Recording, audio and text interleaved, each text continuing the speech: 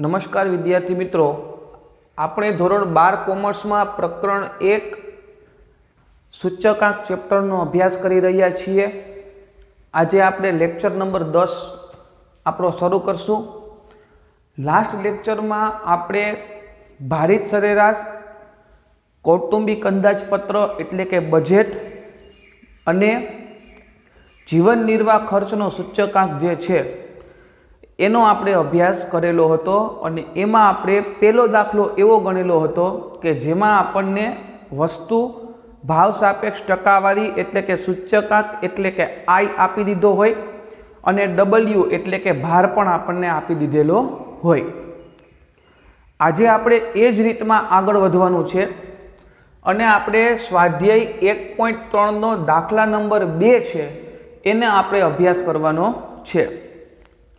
સ્વાધ્યાય 1.3 માં દાખલા નંબર 3, 4, 5 અને 6 જે બોર્ડની નવી ગાઈડલાઈન આવી છે એ મુજબ એ ચારેય દાખલાઓ છે એ આપણા કોર્સમાંથી નીકળી ગયા છે। એટલે આપણે પહેલાં સ્વાધ્યાય 1.3 નો દાખલા નંબર 2 ગણવાનો છે અને પછી સ્વાધ્યાય 1.4 નો દાખલા નંબર 2 ગણવાનો છે। એ સિવાય આપણે સ્વાધ્યાય 1.3 અને 1.4 માં કંઈ જ કરવાનું નથી, કારણ કે એકમ પરિવર્તનના દાખલાઓ અને કુલ ખર્ચ અને વપરાશના દાખલાઓ છે એ આપણે અત્યારે ગણવાના નથી। અત્યારે આપણે શરૂ કરી રહ્યા છીએ સ્વાધ્યાય 1.3 નો દાખલા નંબર 2। રકમમાં શું કહે છે એ આપણે જરાક જોઈ લઈએ કે એક ફર્નિચર બનાવતા વસ્તુના ઉત્પાદનમાં વપરાતી 6 વસ્તુઓ એટલે વસ્તુઓ જે છે એ આપણને આપેલી છે A, B, C, D, E અને F। ટોટલ 6 વસ્તુઓ આપણને આપેલી છે। પછી આપેલું છે આપણને ભાર, ભાર એટલે વેઇટ એટલે કે W આપણને આપી દીધેલો છે 17, 15, 22, 16, 12 અને 18। ત્યાર પછી આપણને વર્ષ 2014 અને વર્ષ 2015 નો આપણને ભાવ આપી દીધેલો છે। હવે બુદ્ધિથી વિચારો તો 2014 છે એ આધાર વર્ષ થાય અને 2015 છે એ ચાલુ વર્ષ થાય। બે વર્ષનો ભાવ આપેલો છે। ભાવ એટલે પ્રાઇસ, પ્રાઇસ એટલે આપણે એની સંજ્ઞા લખીએ છીએ P। હવે 2014 અને 2015 બે વર્ષની માહિતી છે, તો 2014 છે એ આધાર વર્ષ છે એટલે આધાર વર્ષ બરાબર શું લખાય 0 અને 2015 છે એ ચાલુ વર્ષ છે એટલે ચાલુ વર્ષ બરાબર શું લખાય તો કે 1।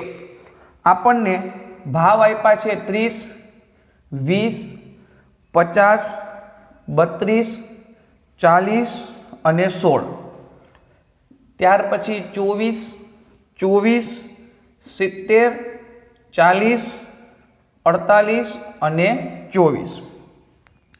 રકમના હેડિંગમાં આપણને સૂચકાંક શોધો અને તેનું અર્થઘટન કરો એવું કીધેલું છે। હવે સ્વાભાવિક વાત છે કે આપણને ભાર આપી દીધો હોય W એટલે આપણે ભારિત સરેરાશનો સૂચકાંક શોધવાનો થાય। બાળકો, ભારિત સરેરાશનો સૂચકાંક જો આપણે શોધવો હોય તો આપણી પાસે સૂચકાંકનું સૂત્ર છે કે સૂચકાંક બરાબર સિગ્મા IW ના છેદમાં સિગ્મા W એટલે કે સિગ્મા W એટલે કે કુલ ભાર આ આપણને આપી દીધો છે। આ બધાયનો આપણે સરવાળો કરીએ તો સિગ્મા W છે એ આપણને મળશે 100। પણ મેઇન તકલીફ દાખલામાં એ છે કે આપણને સૂચકાંક એટલે કે I ની કિંમત આપેલી નથી। I ની કિંમત ન આપેલી હોય તો કાંઈ નહીં, પણ મેં તમને જ્યારે સૂત્ર લખાવ્યું ત્યારે સૂચકાંક શોધવા માટેનું સૂત્ર I બરાબર P1/P0 ગુણ્યા 100 લખાવેલું છે। આપણને રકમમાં P1 અને P0 બંને આપેલા છે એટલે P1 ના છેદમાં P0 ગુણ્યા 100, 24 ના છેદમાં 30 ગુણ્યા 100, 24 ના છેદમાં 20 ગુણ્યા 100, P1 ના છેદમાં P0, 70 ના છેદમાં 50 ગુણ્યા 100, 40 ના છેદમાં 32 ગુણ્યા 100, 48 ના છેદમાં 40 ગુણ્યા 100 અને 24/16 ગુણ્યા 100। આવું એટલા માટે કરેલું છે કે આપણને દાખલામાં સૂચકાંક i ની કિંમત આપણને આપેલી નહોતી, એટલે i મેળવવા માટે થઈને આપણે સૂચકાંકના સૂત્રનો ઉપયોગ કર્યો। i બરાબર P1/P0 ગુણ્યા 100। આ P1 હતું, આ P0 થઈ। દરેકના સૂચકાંક જો આપણે વિચારીએ તો 80, 120, 140, ત્યાર પછી 125, 120 અને 150 દરેકના સૂચકાંક છે એ આપણને મળી ગયા। હવે જે આપણી પાસે i ઘટતો તો એ કમ્પ્લીટ છે, w છે એ આપણને રકમમાં આપી દીધો છે, એટલે હવે આપણે કોઈ માહિતી ઘટતી નથી। આપણે ડાયરેક્ટ કોલમ બનાવવાની થાય IW 80 ગુણ્યા 17, 120 ગુણ્યા 15, 22 ગુણ્યા 140, 125 ગુણ્યા 16, 12 ગુણ્યા 120 ને 150 ગુણ્યા 18, કારણ કે આ W છે અને આ I છે। આપણી કોલમ છે IW, એટલે કે I અને W બંનેનો ગુણાકાર। જો આપણે ગુણાકાર કરતા જઈએ તો ગુણાકાર થાય છે 1360, 1800, 3080, 2000, 1440 અને 2700। આનો સરવાળો 12380। આને કહેવાય સિગ્મા IW। હવે તમારી પાસે સિગ્મા IW પણ છે અને તમારી પાસે સિગ્મા W પણ છે। તો હવે તમારે ફક્ત સૂચકાંકનું સૂત્ર મૂકવાનું છે કે સૂચકાંક બરાબર સિગ્મા IW ના છેદમાં સિગ્મા W। સિગ્મા IW તમારી પાસે છે 123.12380 અને સિગ્મા W તમારી પાસે છે 100। એક 0 ઉડી જાય એટલે 1238/10, 1238/10 એનો ભાગાકાર કરો એટલે તમારી પાસે સૂચકાંક જે છે એ મળશે 123.8। મોટાભાગના વિદ્યાર્થી અહીંયા સુધી દાખલો ગણે છે અને એને અધૂરા માર્ક્સ મળે છે। એની પાછળનું કારણ એ છે કે તમને અર્થઘટન કરવાનું કીધું છે, એ અર્થઘટન તમારે કરવું પડે। આ 2015ની સાલનો સૂચકાંક આવ્યો 123.8। અર્થઘટન એટલે આધાર વર્ષના સાપેક્ષમાં સૂચકાંકમાં કેટલો વધારો થયો કે ઘટાડો થયો એ તમારે કહેવાનું હોય। અહીં લખીએ કે તેથી 123.8 માઇનસ આધાર વર્ષનો જે સૂચકાંક છે એ આધાર વર્ષનો સૂચકાંક છે એ કેટલો રહે છે 100। એટલે આ બેયની બાદબાકી કરો તો ફાઇનલ જવાબ તમારી પાસે આવે 23.8% વધારો થાય। 2015ની સાલનો સૂચકાંક કેટલો આવ્યો 123.8। તમને અર્થઘટન કરવાનું કીધું હોય, અર્થઘટન હંમેશા આધાર વર્ષના સાપેક્ષમાં થાય અને આપણે રીત નંબર 1 થી ભણતા આવીએ છીએ કે આધાર વર્ષનો સૂચકાંક હંમેશા કેટલો હોય 100। એટલે 123.8 માંથી આધાર વર્ષનો સૂચકાંક 100 બાદ કરવાનો, 23.8% શું થયો વધારો થાય। હવે તમને પ્રશ્ન એ થાય કે અહીંયા સૂચકાંક છે 97.5 આવ્યો હોય તો શું કરવું? તો એ જ વસ્તુ થાય। તો તમારે શું કરવું પડે કે આધાર વર્ષનો સૂચકાંક 100 માઇનસ 97.5 ચાલુ વર્ષનું સૂચકાંક, એટલે સૂચકાંકમાં ઘટાડો 2.5% થયો। બરાબર? જો ઘટાડો હોય તો એ પ્રમાણે અને વધારો હોય તો એ પ્રમાણે તમારે દર્શાવવો પડે। એકવાર જોઈ જાઓ, પછી સ્વાધ્યાય 1.4ના દાખલા નંબર 2માં આગળ વધશું।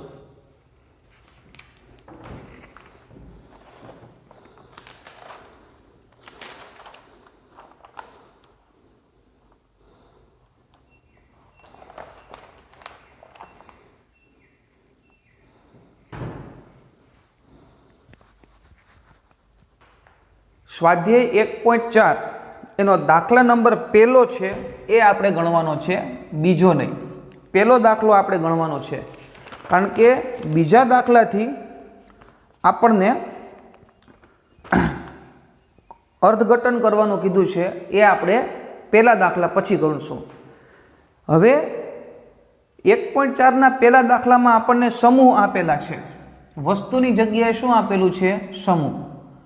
સમૂહ આપેલા છે ખોરાક, વીજળી, ભાડું, કપડાં અને પરચુરણ.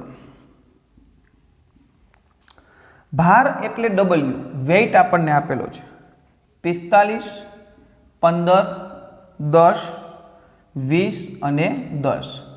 અહીંયા સરવાળો ચેક કરીએ તો કુલ ભાર આપણને સિગ્મા W આપેલો છે 100. 2013નો ખર્ચ અને 2014નો ખર્ચ. ખર્ચ આપણે ત્યારે જ થાય જ્યારે જેટલો વસ્તુનો ભાવ હોય. એટલે અહીંયા ખર્ચ તમે Q0 Q1 લઈને જ લખો તો પણ ચાલશે, અને તમે આ એને ભાવ તરીકે લેશો તો પણ ચાલશે. જો ખર્ચ તરીકે લેવા હોય તો Q0 અને Q1 લખવું પડે, અને I નું સૂત્ર Q1/Q0 ગુણ્યા 100. અત્યારે હું આને ભાવ તરીકે લઉં છું P0 અને P1. P0 આપણને આપેલો છે 3000, પછી 1450, પછી 1500, પછી 600, પછી 1600, 3900, 1850, 2400, 900 અને 1920. સ્વાધ્યાય 1.3ના દાખલા નંબર 2 જેવો જ દાખલો છે, પણ એક વધારાનો પ્રશ્ન એડ કરી દીધો છે, એટલે આ દાખલો હું તમને ગણાવું છું. આમાં પણ આપણને W આપી દીધો છે, I આપેલો નથી. સૂચકાંક I આપણને ન આપેલો હોય તો આપણે સૂત્રમાં કિંમત મૂકી શકીએ I બરાબર P1/P0 ગુણ્યા 100. P1 P0 3900 છેદમાં 3000 ગુણ્યા 100. 1850 છેદમાં 1450 ગુણ્યા 100. 2400 ના છેદમાં 1500 એને ગુણ્યા 100. 900 ના છેદમાં 600 એને ગુણ્યા 100 અને 1920 ના છેદમાં 1600 એને ગુણ્યા 100. બધાયનો સૂચકાંક આપણે મેળવીએ તો 130, 157.59, પછી 160, પછી 150 અને પછી 120. દાખલા નંબર 2 સ્વાધ્યાય 1.3 એના જેવો જ દાખલો કંઈક થાય છે. હવે આપણે સીધી કોલમ બનાવશું IWની. આપણી પાસે I તૈયાર છે અને W આપણને આપેલો છે. 130 ગુણ્યા 45 એટલે 5850. 127.59 ગુણ્યા 15 એટલે 1913.80. 160 ગુણ્યા 10 એટલે 1600. 150 ગુણ્યા 20 એટલે 3000. 120 ગુણ્યા 10 એટલે 1200. અહીંયા આપણે સરવાળો કરીએ તો સિગ્મા IW આપણને મળે છે 13563.8. હવે આપણી પાસે સિગ્મા IW તૈયાર છે અને સિગ્મા W પણ તૈયાર છે. આપણે સૂચકાંકમાં સૂત્ર મૂકીએ. સૂચકાંક બરાબર સિગ્મા IW ના છેદમાં સિગ્મા W. 13563.8 ભાંગા 100 એટલે 135.64 થઈ જાય, કારણ કે ત્રીજો આંકડો 5 કે 5 થી મોટો હોય તો બીજો આંકડો 1 પોઈન્ટ વધી જાય. એટલે આપણો જે સૂચકાંક છે એ સૂચકાંક આપણને મળશે 135.64. અહીંયા સુધી દાખલો આપણે 1.3નો જે બીજો દાખલો ગણ્યો ત્યાં સુધી જ હતું, કંઈ નવીન નહોતું. પણ હવે આપણને રકમના હેડિંગમાં એક પ્રશ્ન કહે છે કે જો 2013માં કોઈ વ્યક્તિની ખર્ચપાત્ર આવક 15,000 રૂપિયા હોય, વર્ષ 2013માં કોઈ વ્યક્તિની આવક છે એ 15,000 રૂપિયા હોય, તો વર્ષ 2015માં એની આવક છે એ કેટલી હશે, આનો તમારે અંદાજ મેળવવાનો છે। ખાસ સમજજો, અહીંયા 2 વર્ષની સરખામણી છે 2013 અને 2015। સ્વાભાવિક વાત છે કે 2013 છે એ આધાર વર્ષ થાય અને 2015 છે એ ચાલુ વર્ષ થાય। જો 2013 આધાર વર્ષ થાય તો આપણા નિયમ મુજબ આધાર વર્ષનો સૂચકાંક છે એ હંમેશા કેટલો થાય? 100। અહીંયા આપણે લખીએ કે વર્ષ 2013 આધાર વર્ષ છે, તેથી સૂચકાંક જે છે એ કેટલો થશે તો કે 100। હવે આપણે ત્રિરાશિ મૂકી શકીએ કે ભાઈ 100 સૂચકાંક હોય ત્યારે આવક કેટલી છે તો કે 15,000 રૂપિયા। અત્યારે સૂચકાંક આપણે કેટલો ફાઇન્ડ આઉટ કરીને લઈ આવ્યા તો કે 135.64 લખીએ। તેથી 135.64 ના સૂચકાંકે આવક કેટલી? સમજાય છે? 2013 માં આવક કેટલી હતી? 15,000। 2013 છે એ આધાર વર્ષ છે અને આધાર વર્ષનો સૂચકાંક કેટલો થાય? 100। એટલે આપણે ત્રિરાશિ મૂકી કે ભાઈ 100 સૂચકાંક હોય ત્યારે 15,000 ની આવક હોય તો અત્યારે સૂચકાંક કેટલો છે? 135.64 છે કેટલા? એટલે 135.64 ગુણ્યા 15,000 ભાંગ્યા 100। સાદુરૂપ આપણે આપીએ તો 15,000 ગુણ્યા 135.64 ના છેદમાં 100। સાદુરૂપ આપો એટલે તમારા માટે 20,360 રૂપિયા ખર્ચપાત્ર આવક થાય। લખાય કે તેથી વર્ષ 2015 વ્યક્તિની ખર્ચપાત્ર આવક રૂપિયા 20,346 થાય। ઓકે, આ એક વધારાનો પ્રશ્ન હતો એટલે આ દાખલો તમને કમ્પ્લીટલી ગણાવી દીધો। બાકી એની જેમ જ આની પહેલાના દાખલામાં આપણને ખર્ચ આપ્યો હતો અને ભાવ આપ્યો હતો। આપણે પહેલા સૂચકાંક મેળવો, આમાં આપણને ભાર અને ખર્ચ આપ્યા હતા। ખર્ચ એટલે તમે ક્વોન્ટિટી ક્યુ તરીકે લઈ શકો, ઘણા લોકો લે છે, પણ જનરલી વિચારો તો ખર્ચ કેટલો થાય? જેટલો વસ્તુનો ભાવ હોય એ પ્રમાણે જ વસ્તુનો ખર્ચ હોય। એટલે ખર્ચને મેં અહીંયા ભાવ તરીકે લઈ લીધો। 2013 ના ખર્ચને P0 કીધું અને 2015 ના ખર્ચને P1 કીધું। એના આધારે આપણે સૂચકાંકનું સૂત્ર મૂક્યું I બરાબર P1/0.4। એનો દાખલા નંબર બીજો જે છે એ આપણે ગણવા જઈ રહ્યા છીએ। એમાં તમને રકમના હેડિંગમાં શું કહે છે એ પહેલાં તમે બરાબર સમજી લો કે ખોરાકી ચીજોના ભાવ અને વપરાશની નીચે આપેલી માહિતી પરથી કૌટુંબિક અંદાજપત્રની રીતે 2014ના વર્ષ માટે સૂચકાંક શોધો। હવે આપણને બધાને ખબર છે કે કૌટુંબિક અંદાજપત્રની રીત એટલે સિગ્મા IW ના છેદમાં સિગ્મા W। રકમ કેવા પ્રકારની છે એ ખાસ સમજો। અહીંયા આપણને વસ્તુ આપેલી છે ઘઉં, ચોખા, બાજરી અને તુવેર દાળ। આ 4 વસ્તુ આપણને આપેલી છે। વર્ષ 2010 એનો જથ્થો અને ભાવ આપેલા છે અને વર્ષ 2014ના ફક્ત ભાવ આપેલા છે। એટલે બુદ્ધિથી વિચારો તો અહીંયા 2 વર્ષની કમ્પેરિઝન છે, 2010 અને 2014। તો સ્વાભાવિક વાત છે કે 2010 છે એ આધાર વર્ષ થાય, તો આધાર વર્ષ બરાબર આપણે શું લખીએ છીએ? 00। અને આપણને 2014નો ભાવ આપેલો છે, તો 2014નો જો ભાવ આપેલો હોય તો 2014 છે એ ચાલુ વર્ષ થાય। ચાલુ વર્ષ બરાબર આપણે શું ધારીએ છીએ? 1।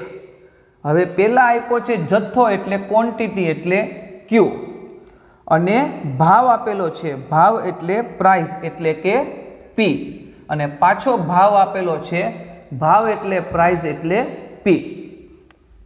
હવે એને આપણે ગોઠવી નાખીએ 60, 40, 15, 25, 15, 32, 12 અને 50, 18, 40, 14 અને 70।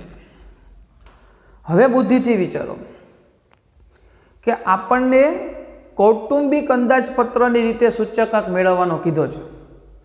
કૌટુંબિક અંદાજપત્રનું સૂત્ર થાય સિગ્મા IW ના છેદમાં સિગ્મા W।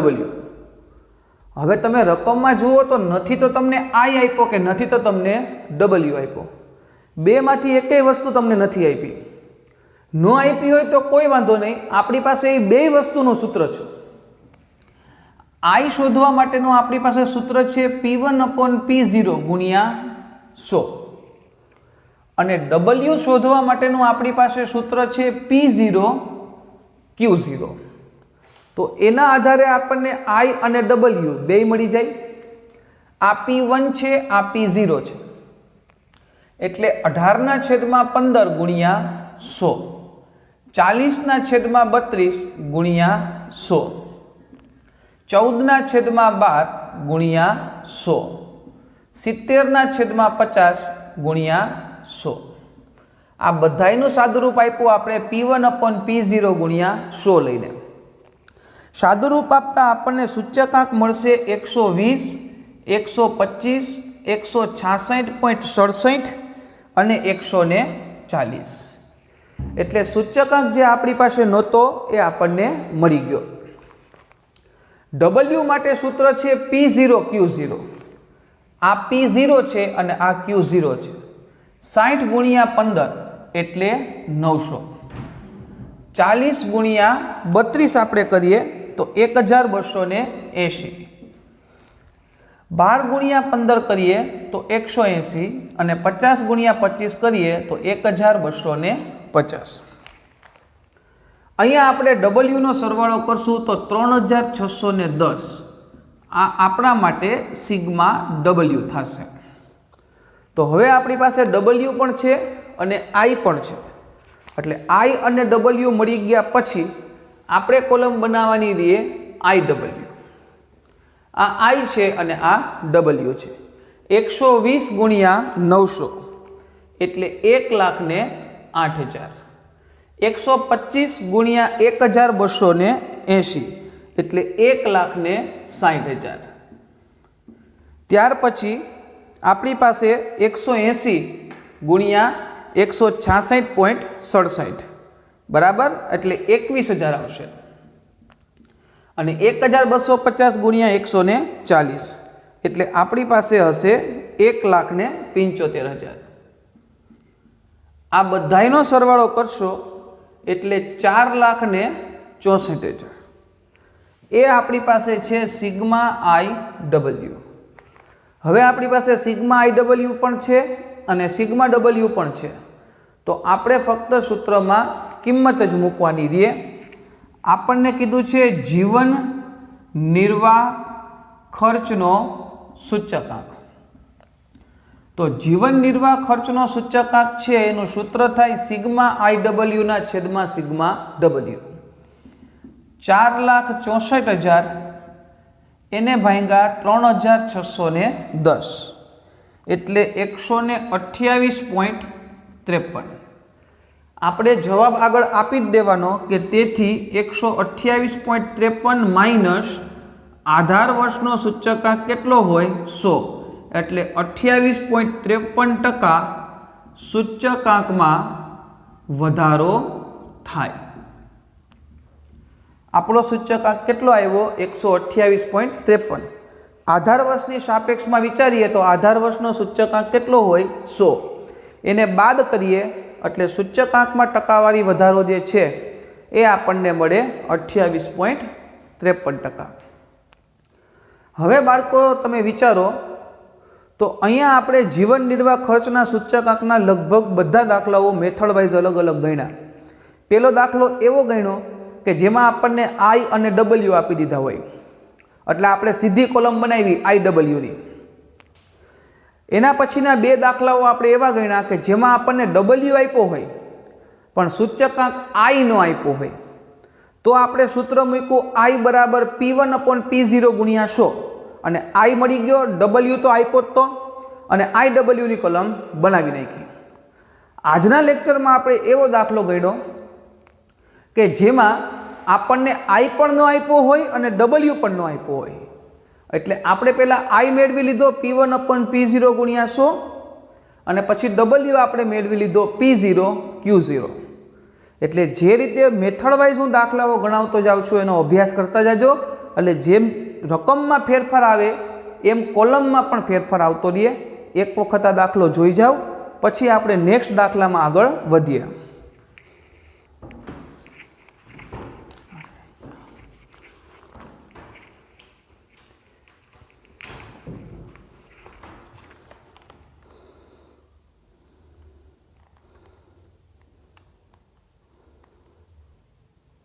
ચાલો હવે આપણે સ્વાધ્યાય 1 માં વિભાગ ઈ, એ વિભાગ ઈ માં દાખલા નંબર 6 નો આપણે અભ્યાસ કરવો છે।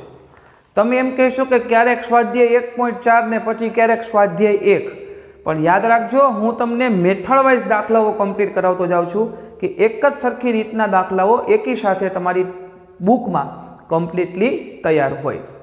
આ દાખલો થોડોક અલગ છે, આને આપણે વ્યવસ્થિત સમજશું કારણ કે આવા દાખલાઓ પણ બોર્ડની એક્ઝામમાં પૂછાય છે અને આ દાખલાઓને જોઈન્ટ કરીને એક મોટો દાખલો પૂછાય છે, એ હું તમને નેક્સ્ટ લેક્ચરમાં ગણાવીશ।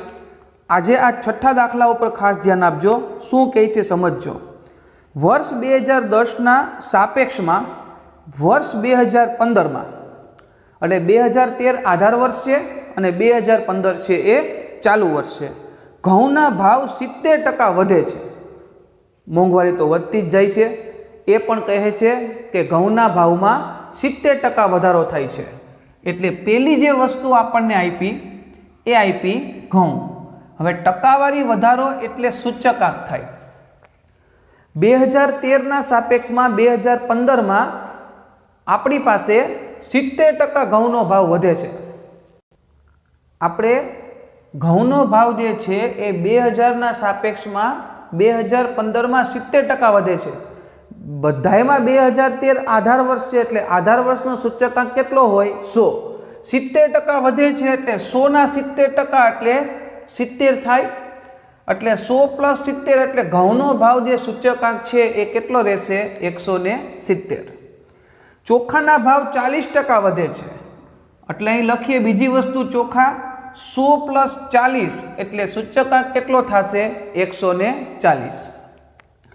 પછી બાજરીના ભાવ 25% ઘટે છે, અહીં લખીએ બાજરી ઘટે છે એટલે માઇનસ કરવું પડે, એટલે અહીંયા બાજરીનો સૂચકાંક છે કેટલો થશે 75। ત્યાર પછી શું કહે છે કે જ્યારે તેલના ભાવ 40% વધે છે, તેલ છે એ 40% વધે છે એટલે 100 + 40 એટલે 140, અને ઘીના ભાવ 5% ઘટે છે એટલે 100 - 5 એટલે 95। વસ્તુઓના ભાવ આધાર વર્ષના સાપેક્ષમાં વધઘટ થાય છે, એટલે વધારો થાય તો 100માં પ્લસ કરવું અને ઘટાડો થાય તો 100માં માઇનસ કરવું, કારણ કે જે કંઈ પણ વધારો કે ઘટાડો થાય છે એ આધાર વર્ષના સાપેક્ષમાં થાય છે। આધાર વર્ષનો સૂચકાંક હંમેશા કેટલો હોય 100। એટલે રકમમાં આપણને આઈ છે એ કમ્પ્લીટલી તૈયાર આપી દીધું છે। હવે આપણે વેઇટ એટલે કે ડબલ્યુ મેળવવાનો છે। શું કહે છે કે જો ઘી કરતાં તેલનું મહત્વ 3 ગણું હોય, ઘી કરતાં તેલનું મહત્વ એટલે ભાર એટલે કે ડબલ્યુ, જો ઘી કરતાં તેલનું મહત્વ 3 ગણું એટલે કે જો ઘીનું મહત્વ મળી જાય તો તેલનું મહત્વ એના કરતાં 3 ગણું છે। એટલે હું લખું છું કે ધારો કે ઘીનું મહત્વ કેટલું હોય 1, તો તેલનું મહત્વ એના કરતાં 3 ગણું એટલે 1ના 3 ગણા એટલે કેટલા થઈ જાય 3।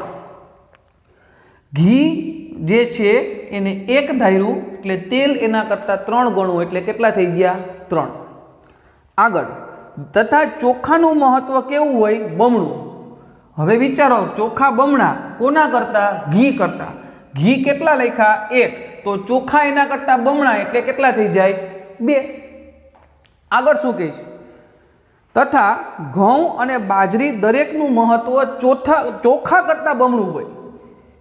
આ જે ઘઉં છે અને જે બાજરી છે એ બેયનું મહત્વ ચોખા કરતાં બમણું, તો હવે ચોખાનો આપણી પાસે ભાર કેટલો છે 2, 2ના બમણા એટલે 2 × 2 કેટલા થાય 4, એટલે ઘઉં પણ 4 રહેશે અને બાજરી પણ 4 રહેશે।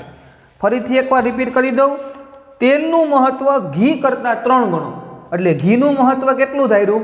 1, તો તેલ એના કરતાં 3 ગણું એટલે કેટલું? તો કે 3। ચોખા છે એ એના કરતાં બમણા, એટલે 1ના બમણા કેટલા થાય? 2।